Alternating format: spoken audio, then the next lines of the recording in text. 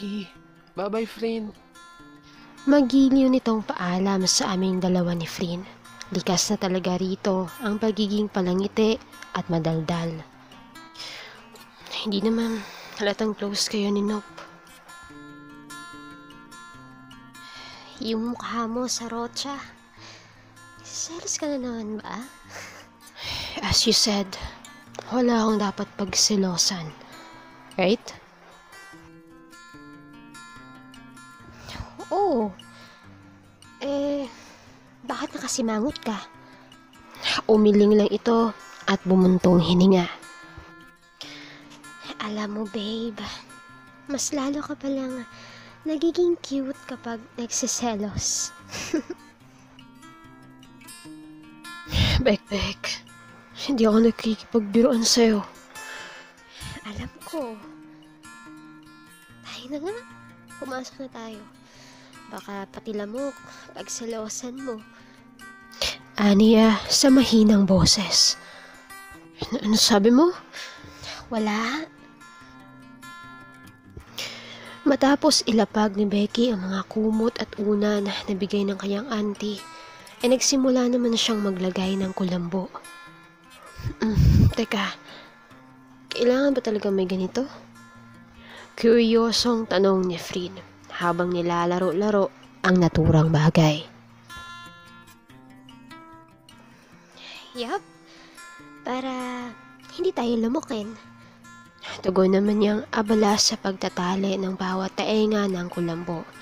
Nang bigla na lamang siyang nabigla nang makita kung anong ginagawa ng isa. Flynn? Ha? Bakit? Huwag mong ganyanin. Makakapasok ang lamok. Ha? Agad-agad? Ay, pumasok ka na nga sa loob. At huwag mong ibubuka, okay? Kung ayaw mong makagat. Aniyang natatawa. Ganun din si Frina. Agad namang nagets ang double meaning nito. Pagkatapos ng ginawa ni Becky ay dahan-dahan na rin siyang sumuong sa kulambo at inipit ito sa mga sapin. Ganito ang gagawin mo sa kulambo. Okay? Ngayon, alam mo na. Ni Becky at humiga na.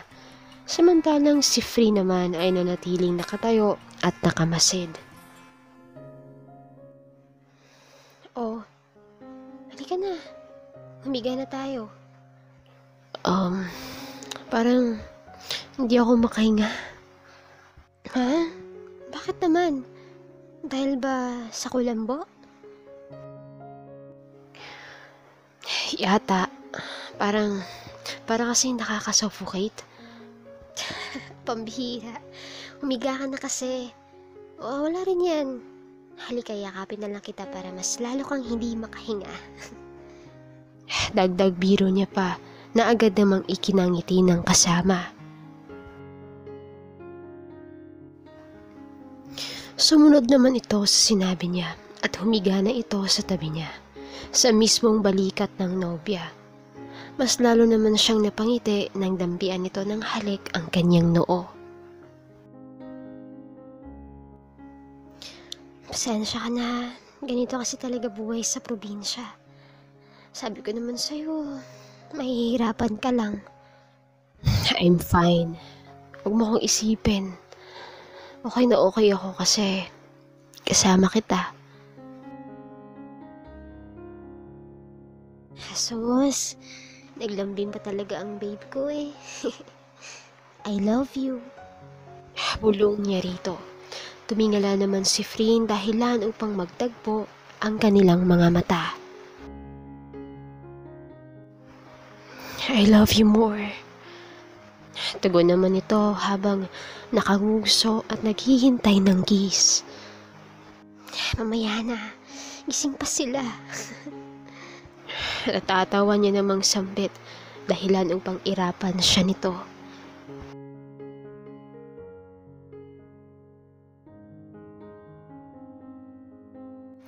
Kinabukasan, habang napapasarap ang tulog ni Frin, di niya namalayang wala na pala si Becky sa kanyang tabi.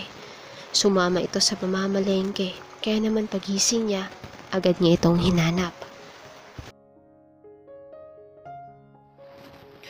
Baka pauwi na rin yun, friend.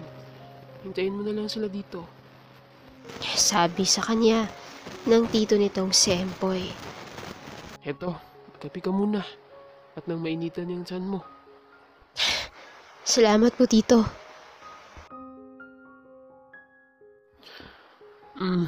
Nga pala. Kamusta na pala yung tinuro ko sa'yo? Naalala mo pa ba?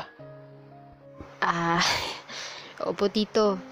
Actually, gusto ko din sanang magpaturo paano magluto ng sinigang. Yun kasi laging baka bibig ni Bekbek eh. Oo ba? Sabihin mo lang ako kung kailan. Alam mo naman malakas ka sa akin eh. Salamat to, tito ha. Tsaka, pasensya na kung nakitito na rin ako. Sus, wala yun. Alam ko naman ganyan kayo ng pamangkin ko. Ho? Alam niyo pong tungkol sa amin? Gulat niyang tanong rito. Oo naman no. Halata kaya? Joke lang. Pero, tama ako no.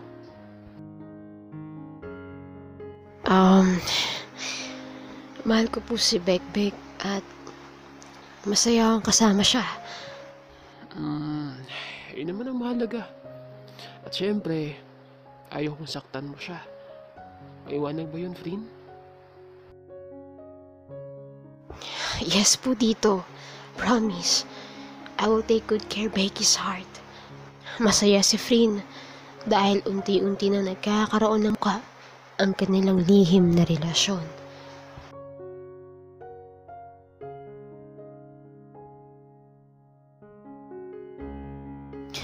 Habang masayang nakikipagkwentuhan si Frin sa kay Empoy, habang nagkakape, ay siya namang pagdating ni na Becky sakay ng isang sidecar na pinagmamaneho ni Nop. Kung kaya naman, naglaho tuloy ang ngiti sa mga labi niyang sinalubong ito. Ako na, matipid niyang turan matapos sanang agawin ang daladala nito. Kaya lang, may isa pusa yata itong si Nop dahil gano'n na lang ito kabilis na nakuha sa mga kamay ni Becky ang bayong kung kaya't si Aling Letty na lamang ang tinulungan niya.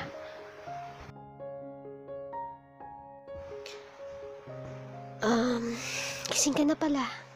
Sorry, hindi na kita ginising kanina. Akala ko kasi tanghali ka pa magigising. Nagapi ka na ba? Tapos na.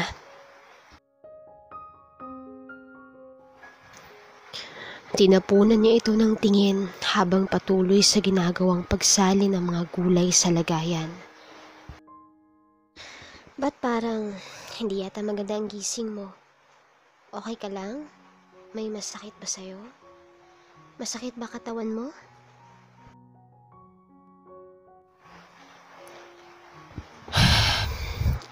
Okay lang ako. Sigurado ka? Tumango lang ito. Becky, ito pala yung hindi ko na makalimutan. Sayang din yan.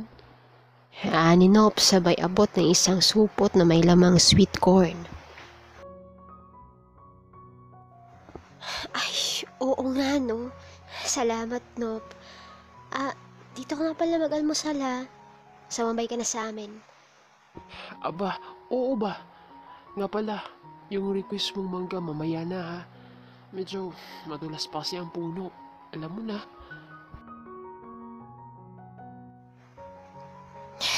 Oo na. Basta, kuhanan mo ko. Oo na. Ang dami mong request. Minsan nga lang eh. Mareklamo ka pa. Lilingunin niya sana si Frin upang tanungin. Kaya lang hindi niya namalayang wala na pala ito sa tabi niya. Nandito ka lang pala. Niya nang matagpuan itong nasa duyan habang naaaliw sa mga sisiw. Anong ginagawa mo dito? Akala ko ba magluluto ka? Mahilig ka pala sa sisiw. Tugon nito, imbis na sagutin siya. Cute kasi. Mas cute ka. We. Lihim namang napangiti si Flynn nang hawakan nito ang kanyang kamay. Alam mo, naisip ko, bakit mo nga ba ako nagustuhan? Di ba nasagot ko na yan? Gusto ko lang ulit marinig. Pagsusuma mo nitong mas lalong lumiwanag ang maamo nitong mukha. Dahil dyan, sa mukha mong apaka-charming. Tugon naman ito, sabay pindot ng kanyang ilong. I love you.